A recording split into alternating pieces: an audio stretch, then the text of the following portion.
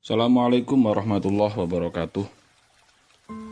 Nerusaken wawasan kitab Lubabul Hadis susunanipun Syekh Al-Imam Asyuyuti rahimahullahu taala, mengutip keterangan dari kitab Tanbihul Qaul Hadis yang disusun oleh Al-Allamah Syekh Muhammad bin Umar Nawawi Al-Jawi rahimahullahu taala.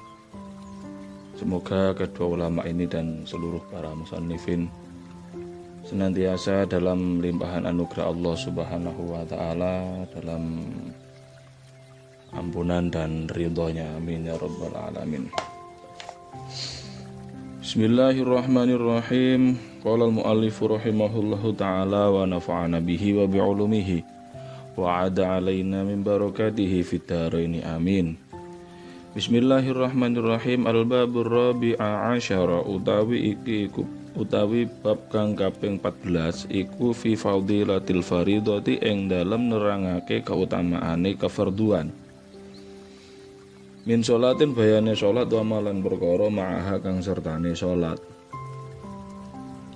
Bab yang ke-14 ini menjelaskan tentang keutamaan-keutamaan ibadah fardu, yakni sholat dan sesuatu yang bersamaan dengan sholat. Wa qala lan dawuh sinten Kanjeng Nabi sallallahu alaihi wasallam, bunyal islamu ala khamsin, bunyatin bangun apa islamu apa agama Islam ala khamsin ing atase 5. Terdapat 5 asas agama Islam. Syahadatu an, siji iku atau siji rupane, atau siji iku kalau rupane berarti menjadi batal dari khamsin, berarti dibaca jar, berarti syahadati an. Tapi kalau dibaca doma, dibaca rofa, itu merupakan mubtada dari khobar muqaddam yang dikira-kirakan atau yang dibuang. Ai minha syahadatu an. Syahadatu an,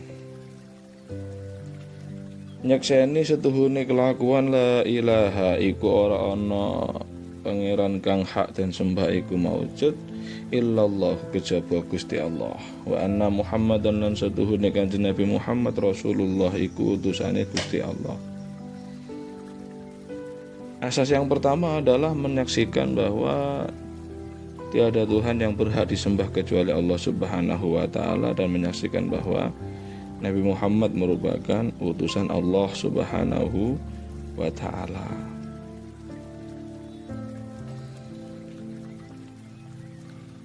Wa ika musholati lan jenengake salat lan ngedekake salat. Asas yang kedua adalah melaksanakan salat.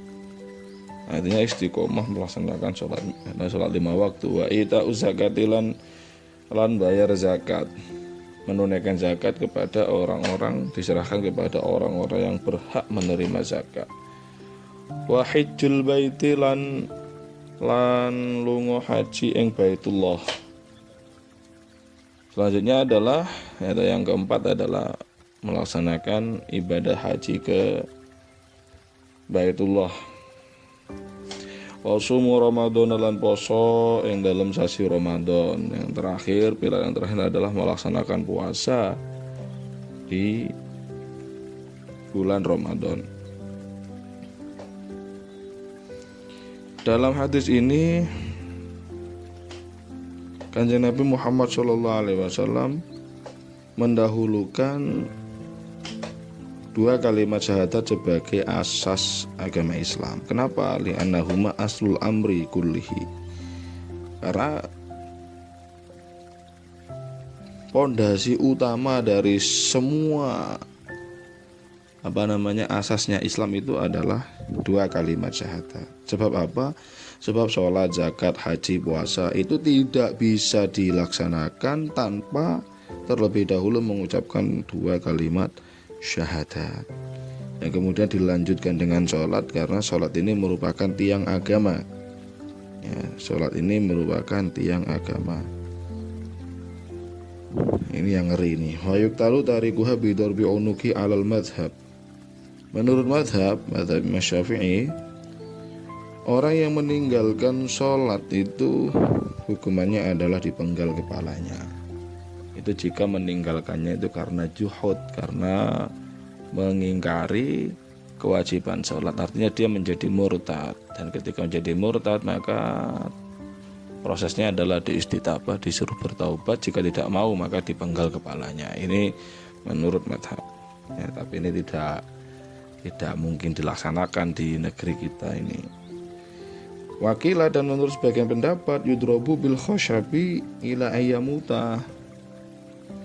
Orang yang meninggalkan sholat itu dipukul dengan bambu sampai meninggal.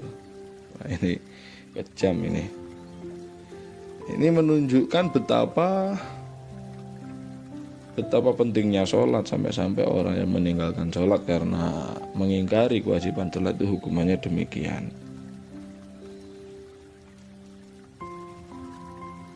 Tsumma zakat, kemudian setelah sholat mendahulukan atau mengurutannya adalah zakat. Kenapa? Karena zakat itu merupakan fitratul Islam.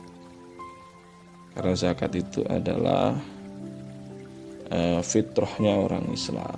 Kenapa? Karena zakat ini wajib untuk orang mukallaf maupun orang yang belum mukallaf.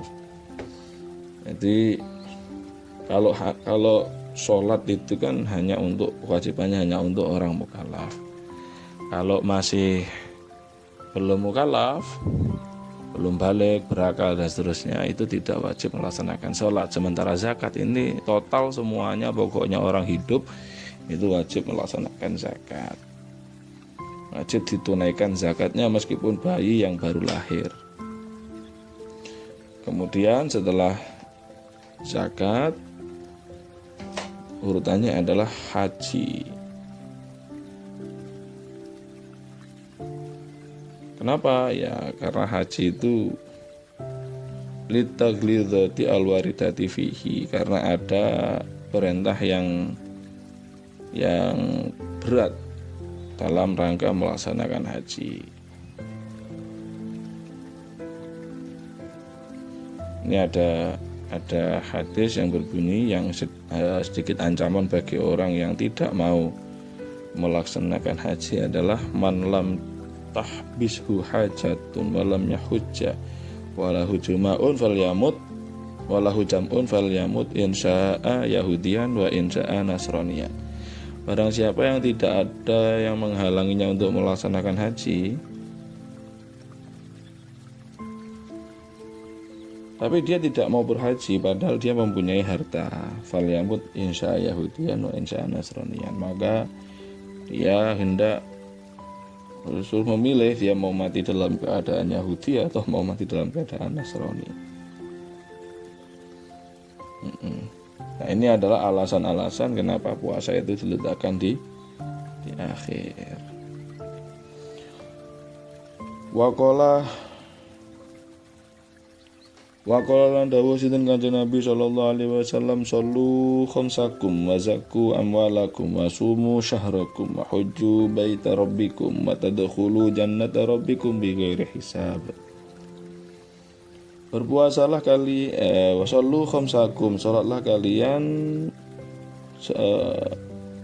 laksanakanlah salat 5 waktu. Sallu salat sapa sira khamsakum ing salat 5 waktune sira kabeh.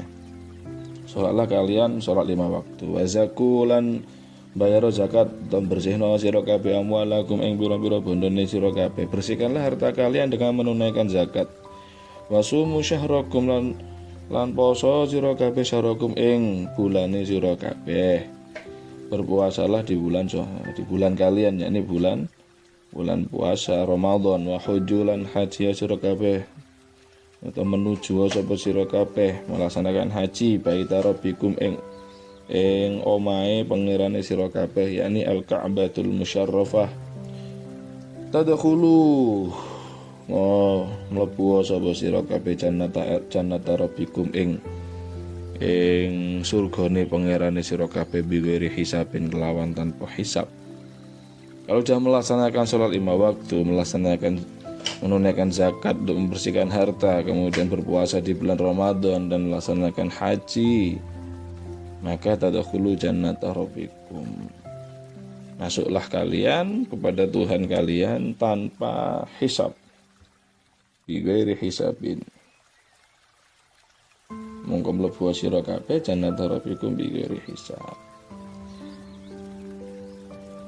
Wa qala lan dawuh sapa Kanjeng sinten Kanjeng Nabi sallallahu alaihi wasallam, as-shalatu ta salat imaduddin iku pondasine agama. Kanjeng Nabi dawuh salat itu adalah tiang agama. Faman mongko sapane wong iku agama lamun ngadekake sapa man ha ing salat, faqad aqama dina mongko teman-teman ngadekake sapa man adina ing agama. Barang siapa yang mendirikan salat maka dia sama saja dengan mendirikan agama. Waman agamanya orang tersebut maksudnya ya. Waman hadama halan utai sapane wong hadama iku ngrubuhake utawa ngilangake sapa man ha ing salat faqat hadamatin mongko teman-teman ngrubuhake sapa man adina ing agama. Di salat ini merupakan pondasi agama. Fasolat tahqiqun lil ubudiyah. Salat merupakan pernyataan terhadap penghambaan seseorang.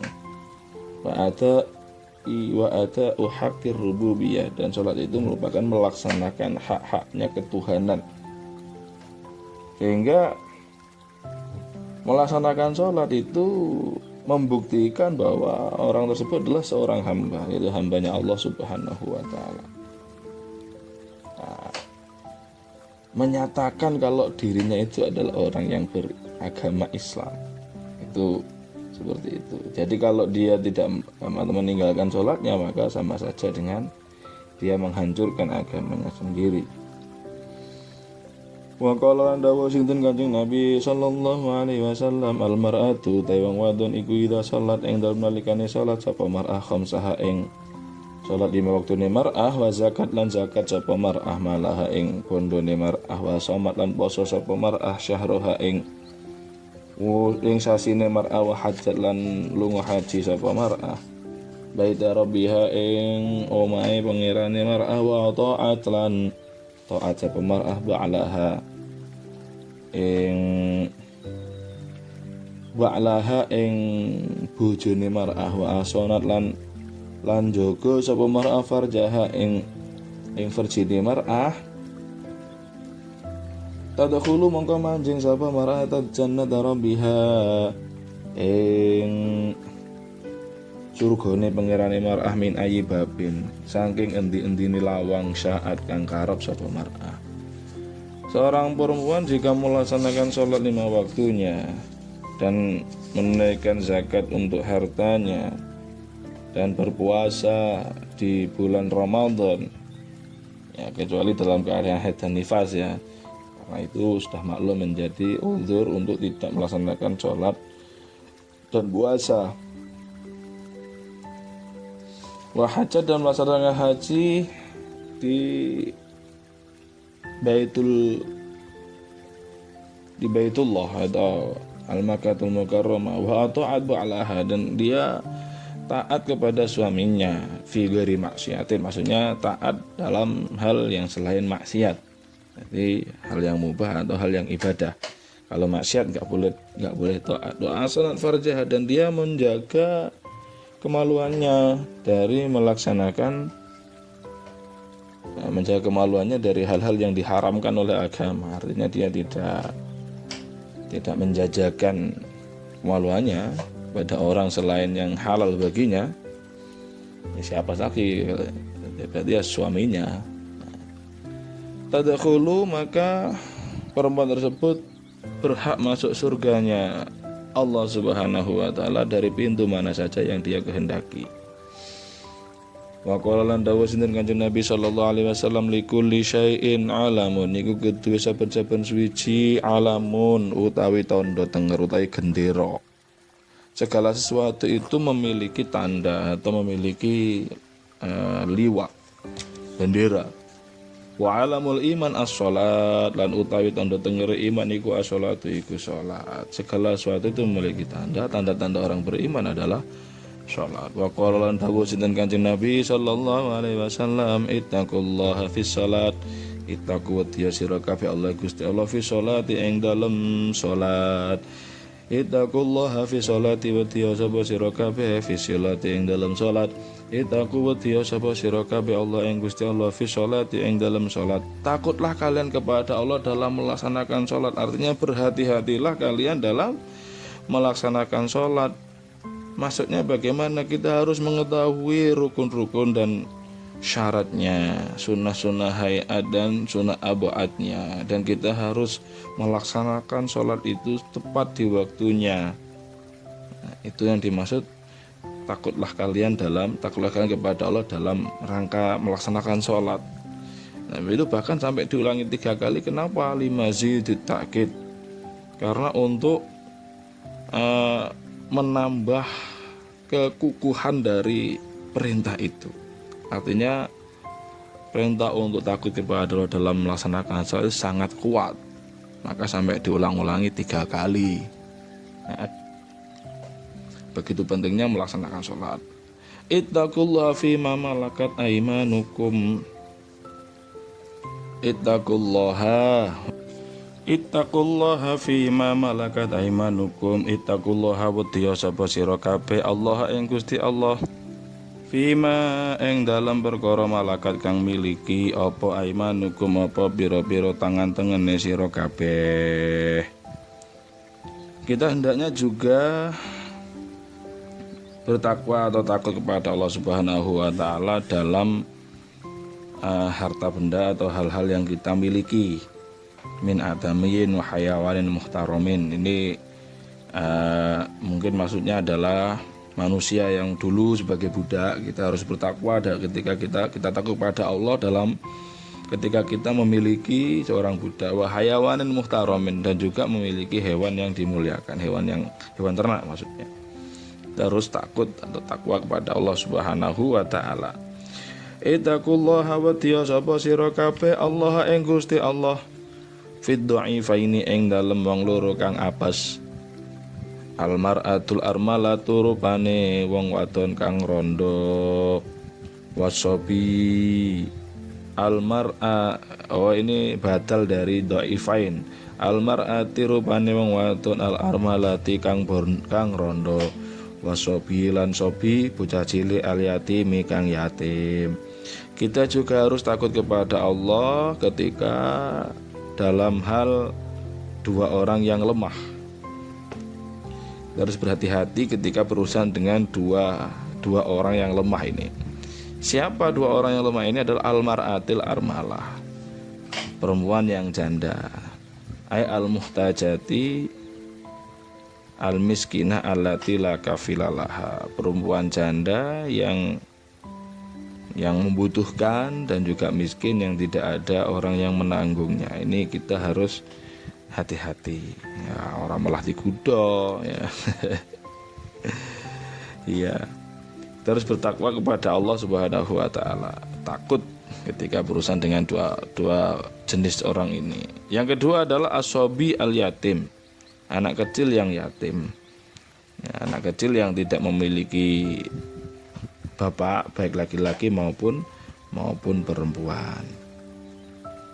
Wa qala lan dawuh sinten Kanjeng Nabi sallallahu alaihi wasallam, sallu salat sira kabeh kama raaitumuni usolli, kaya yen to ningali sapa sira kabeh, kaya yen to weruh sapa sira kabeh ni ing ingsun, usolli hale salat sapa ingsun. Kanjeng Nabi memerintahkan kita untuk sholat sebagaimana kita mengetahui tata cara sholatnya Kanjeng Nabi Muhammad SAW. Dan beruntung sekali kita sudah dibuatkan tutorialnya oleh para ulama melalui kitab-kitab fikih, sehingga kita tahu sholat itu mulai niat takbiratul ihram, berdiri dan seterusnya sampai salam.